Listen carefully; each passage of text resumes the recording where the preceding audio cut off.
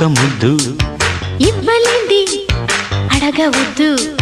వద్దు వద్దు అంటూ పోతే చిన్నదాన ఎప్పుడంట ఇచ్చేదంట తన్ని ముద్దు ఇచ్చుకుంటే చిన్నవాడ పెళ్లి దాకా ఆగవంట కళ్ళతోటి పిళ్ళయింది చాలే ఇవ్వు